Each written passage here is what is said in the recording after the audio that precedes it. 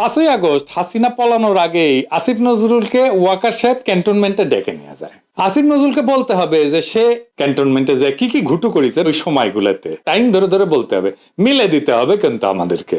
আসিফ নজরুলকে একা না, রাজনৈতিক দলগুলোও ডাকিছিল। প্রথমে কালে আসিফ নজরুলের সাথে পলিটিক্যাল লিডার ছিল, তো পরে ছাত্ররা আসলো।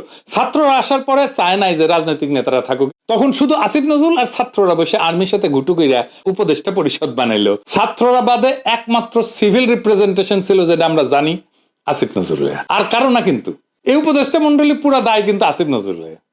এখন যা যা গ্যাঞ্জাম হচ্ছে না, এর দায় সম্পূর্ণ আসিফ নজরুলকে নিতে হবে। এমনকি কাঁচামরিচের দাম যে একটা কাঁচামরিচের দাম যে 3 টাকা, এটার দায়ও আসিফ নজরুলের। আসিফ নজরুল জিন্দেগিতে কখনো রাজনীতি করে নাই। সংগ্রাম থেকে কিভাবে সংগঠন তৈরি করতে হয়, বিজয়কে সংহত করতে হয়, বিপ্লবী চেতনাকে কিভাবে জাগায় রাখতে হয়, কিভাবে বিপ্লবী শক্তিকে ইনস্টিটিউশনালাইজ করতে হয়, তার কিছুই সে জানে না, কোনোদিন সে করে নাই, জানার কথাও না। এমনকি সরকার কিভাবে চালাইতে হয় সেটাও জানে না।